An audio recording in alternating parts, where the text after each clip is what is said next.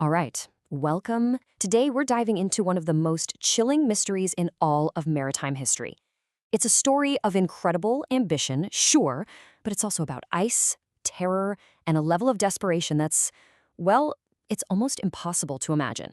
So, picture this. It's 1845, 129 men, and we're talking the absolute best of the best, the cream of the British Royal Navy. They set sail from England on these two ships, the HMS Erebus and the HMS Terror. And these ships, they weren't your average vessels. No way. They were literally the most high-tech polar exploration ships on the planet. I mean, reinforced hulls for smashing through ice, steam engines, even central heating. They were led by a famous explorer, Sir John Franklin, and they had enough food packed away for 3 full years. They were sailing into the Arctic thinking they were absolutely invincible.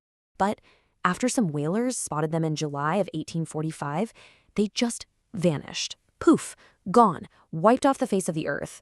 And that single event kicked off a mystery that would take over 150 years to solve, and every single clue they found was more horrifying than the last. For years and years, there was just nothing. Silence from the Arctic. Then, finally, in 1859, a search party stumbles upon the very first real clue, and it was hidden inside a pile of stones on this bleak, frozen island called King William Island. It was a single piece of paper, what we now call the Victory Point Note, and it laid out the first official timeline of the disaster. And wow, what a story it told. The ships had been stuck, completely frozen in the ice, for almost 2 years.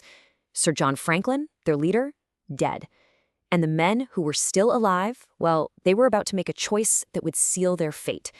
You can see on the note these shaky, desperate additions scribbled in the margins.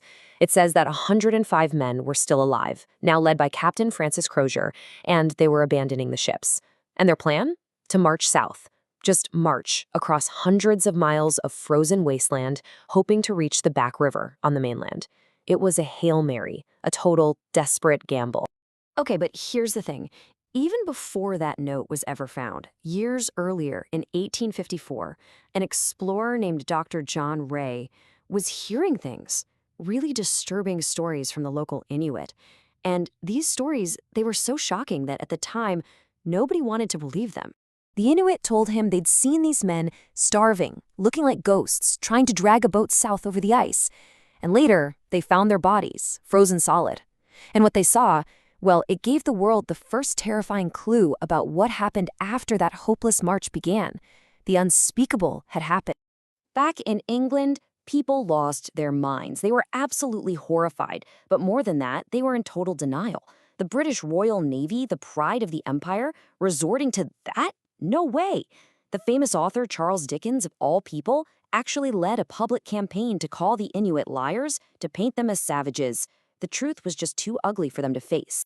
So, for more than 100 years, the mystery just kind of sat there, frozen, buried in rumors and arguments.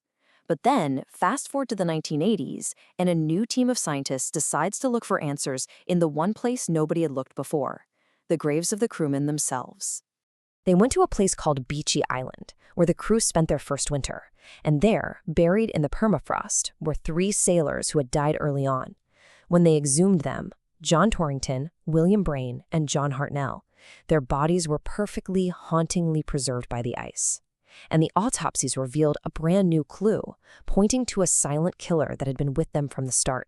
So when they tested the bodies, they found insane levels of lead. I mean, look at this. Something like 10 times higher than you'd expect. And where did it come from? Well, the most likely culprit was their food. They had thousands of canned food tins, and the solder used to seal them was loaded with lead. So a new, absolutely terrifying theory emerged. Their own food was slowly poisoning them, making them weak, paranoid, maybe even driving them mad. But was lead really the main villain here? More recent science has kind of pushed back on that. Some experts now argue that those lead levels, while high, might not have been all that unusual for people back then. They point to something else, a severe lack of zinc, because the crew wasn't getting any fresh meat. And without zinc, your immune system just completely collapses. It would have made them sitting ducks for diseases like pneumonia. So while the scientists were debating why the men were getting so sick, another team of archaeologists found something that would end one debate for good. At a site called Erebus Bay, they found the proof that would finally confirm those dark, dark stories the Inuit had told all those years ago. In 1992, they excavated a site where some of the last men died, and the bones told the whole grisly story. We're talking knife marks consistent with cutting meat off the bone, bones cracked open on purpose to get at the rich marrow inside. And the most chilling thing of all? Something they call pot polish. That's a telltale shine on bones from being boiled and stirred in a pot to get every last little bit of nutrition out. This wasn't a one-time desperate act. This was systematic. This was what they were living on at the end. And then, believe it or not, they actually found the ships, the Erebus in 2014 and the Terror in 2016. With these final pieces of the puzzle, the full, brutal truth became clear. You see, it wasn't just one thing that doomed them. It was a complete cascade of disaster, one terrible thing leading to the next. Think about it. First, the ice traps them. Their state-of-the-art ships are useless. Then, starvation and scurvy set in. Their bodies start to fail. On top of that, they're getting sick, maybe from lead poisoning, maybe from zinc deficiency. Either way, their minds and bodies are weakening. So they make this insane, desperate decision to march south, a trek they had no chance of surviving. And then, the final step. Faced with nothing, absolutely nothing, they did the only thing they could to survive another day. It was a total system failure, from technology right down to the human body. So what do you blame?